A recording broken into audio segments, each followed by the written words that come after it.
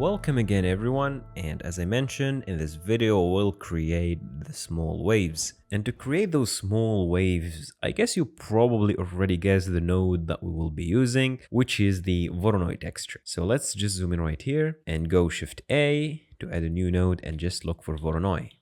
And hit Ctrl T to add the mapping node to it. And let's visualize this Voronoi texture by clicking Ctrl Shift and clicking on it. This is our Voronoi texture, and I will probably bring this scale to something like 100.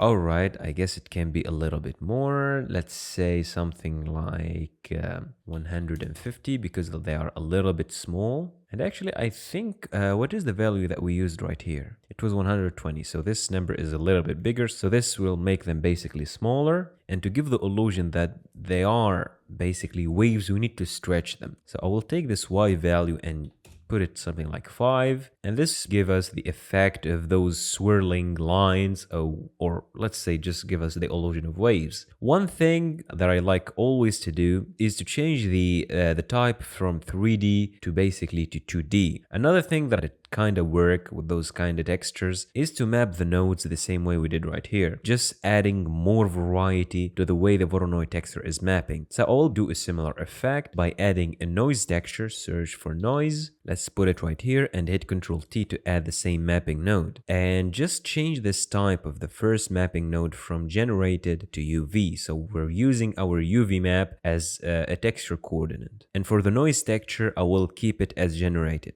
Let's see what this noise texture look like. Ctrl Shift and click on it. This is how it looks like. So let's maybe bring the scale to something like 50. Let's maybe make smaller, 40. Let's try, for example, change the type to 2D. For the details, 2 is a little bit too much. I will divide it by half, which is 1. And for the roughness, let's see. This is too rough. Let's just drop it to 0. And let's add a little bit of distortion to it. Maybe 0.2 will do the job. That's looking pretty good actually, and notice that we're getting those swirlings the way that we want them. And what I'm gonna do is basically mix the original mapping that belongs to the Voronoi texture. I will mix it with this noise texture. So I use the word mix, so we will probably need a mix node. Shift A, search, mix, RGB, put it here. And just take this factor and basically slam it to the color 2 socket. And for the blending modes here, make sure to change it from mix, change it to overlay, which is this one right here. And for the factor, let's just see the effect that we're getting.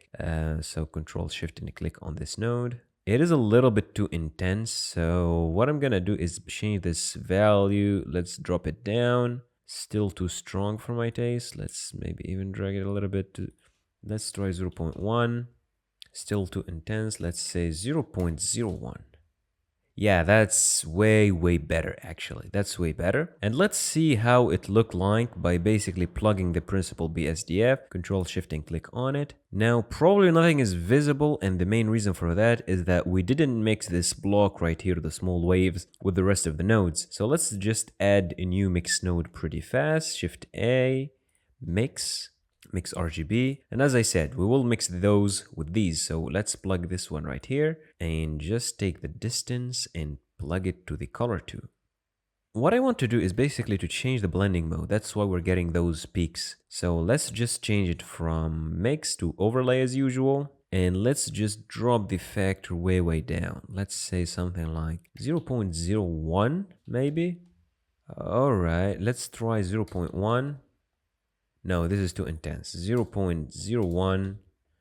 Yeah, I guess that's good. One thing I always like to do is to add a math node after this block, so I don't have to change all of those values again and play with them. So if I want to change the intensity of the small waves, I only want to change one value. So let's go to Shift A, search, math node, plug it right here. And for the operation, I will change it from add to multiply. And let's say for the value, I will put 0.1 for now. What I want to do right now is basically to select all of these, hit Ctrl J, hit F2, and let's call them small waves.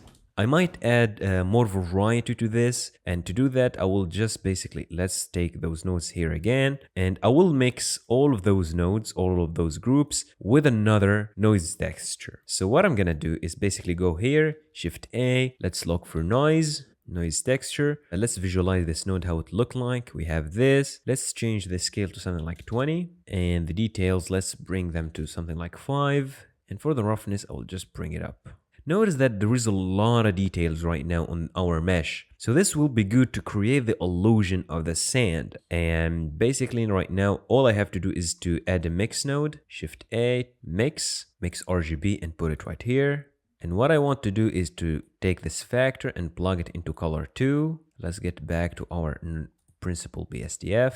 It is way intense, so I need to change the blending mode. And instead of using mix, let's just I will try to use this time the lighting blending mode, which is this one right here. Because when we use the overlay blending mode, it is like we're carving into the mesh. What I want to do right now is to just give the illusion that this noise is just on the surface. So to do this, just make sure that you drop this factor. Let's say something like 0.05. It's still kind of, I don't know, it kind of looks good for now. Even though if you focus right here, it is still a little bit too intense for my taste. So maybe let's just drag it to something like 0.02. And that's really nice. I feel like it is more settled. What I want to do basically in the next video is to create those kind of little rocks that are popping from the sand. That's what we're gonna do in the next video.